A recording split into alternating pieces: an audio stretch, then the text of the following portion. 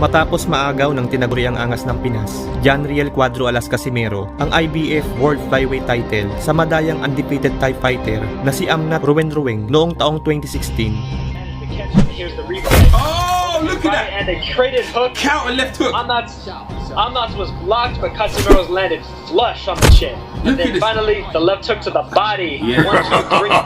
Chase. Ay muli itong isinagupa sa isa pang undefeated fighter.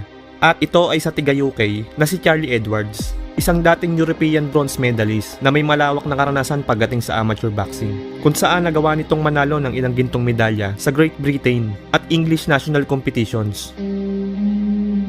2015 nang mapasa kamay nito ang Regional English Flyweight title at matapos nito ay ang WBC International Silver Flyweight title nang talunin nito ang kapwa Briton na si Luke Wilton via unanimous. Noong mga panahong ito ay bitbit pa ni Edward ang malinis na kartadang 8 wins, 3 knockouts at walang talo.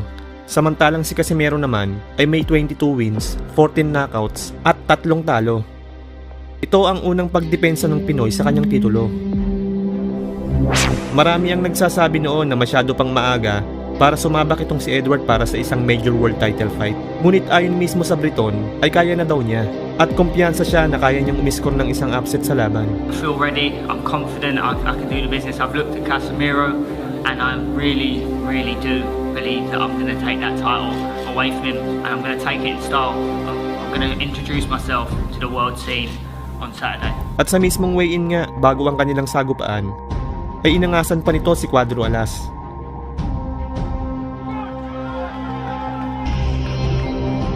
Makikitang sumesenyas ito at tila gustong ipahiwatig na maaagaw niya ang titulo sa Pinoy Champion pagkatapos ng kanilang sagupaan. Sa mismong laban ay makikita ang height and reach advantage ng Briton. Ngunit kahit ganun ay hindi naman ito naging problema kay Cuadro Alas at nangibabaw pa din ang malawak na karanasan nito pagdating sa laban.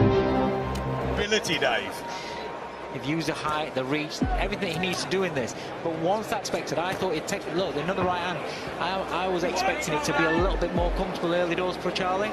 And Casimir, he could be mistaken for 16 or 17, and maybe he fit for the fight. Oh, and then big right hand, nice right hand there by Casimiro. Sa round 3 ay ginamitan na ni Casimero ng malamay weather na depensa itong si Charlie Edward at nag-aabang ng tiyempo upang makakounter. Hinahayaan niya itong umatake ng umatake. Animoy may masamang pain para ito ay masakmal. 3-minute professional rounds as he to take this title much further down. Clearly, the jab is part of it. If he's not there, then he fights along the way. But you know, his kicks are coming out of Team GB wanting to take.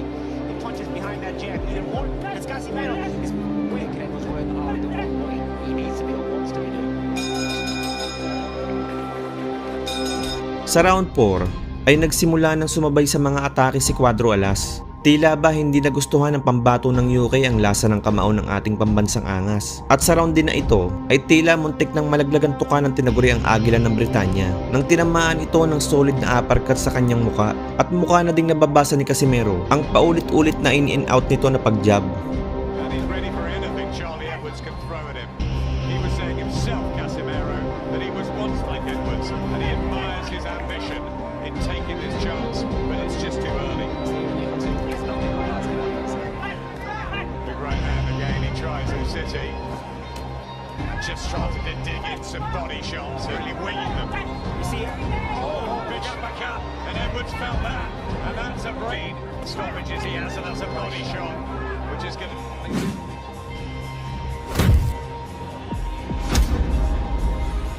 Yeah, that's a fantastic uppercut he actually did. And he set him up.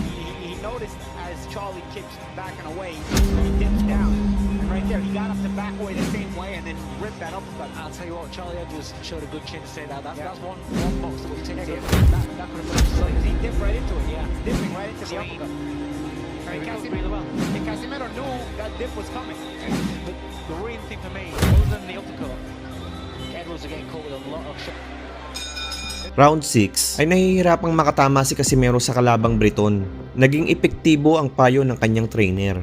na huwag makipagsabayan at iwasan ang right hook counter ni Casimero sa tuwing siya ay magbabato ng jab. Pagpapakita lamang ito na talagang mas mabilis si Charlie Edward kumpara kay Cuadro Alas. Kaya kailangan makaisip ng paraan ng ating pambansang angas dahil kung hindi ay matatalo siya sa puntusan. Work rate, accuracy. He lands another body shot, but we even got 40 men on Round 7, naging agresibo na si Cuadro Alas dahil makakalamang ang bagitong Briton kung puro counter lang ang kanyang gagawin. At sa huling minuto ng round ay nakatama ng sunod-sunod na kombinasyon si Casimero dahilan upang mapayakap si Edward. to the headman jab. Just to Amnon in June last time ago by Steve Gray, but he's starting to just get through, and Edwards found that. Oh, big shots here from Casemiro, and Charlie Edwards has to hold on and cling, and has he got the experience and knowledge and know how to do it? Keeps ducking the same way. Casemiro knows he keeps throwing the uppercut. Charlie has to make an adjustment in the way he's in the floor. Open glove, but what happens? He'll catch the uppercut at least. Big hooks going in from Casemiro, who feels he's more powerful, stronger, and in charge, and look at that. Good overlook there. That's the shot. Again, Edwards is showing his toughness. Sa round 8 ay dito na nag-super saiyan si Cuadro Alas. Parang gusto nang tapusin ang laban. Alam niyo mga brad, ito yung nakakatakot kay Casimero eh. Kapag sinundan niya na yung kalabang maigi, parang sinusundan na din ito ni kamatayan. Siguradong magpapakawala ng pamatay na suntok. As the body shot again. Casemiro is actually doing it to him there. Big right hand. It's another one. Oh, and he's just gripping down on that gun shield, Charlie Edwards. And all the out, but this is real, and this is world. Round 10. Dito nawawa sa akin ni Casimero ang mayabang na Briton at ipalalasap ang kanyang kauna-unahang talo sa kanyang karera.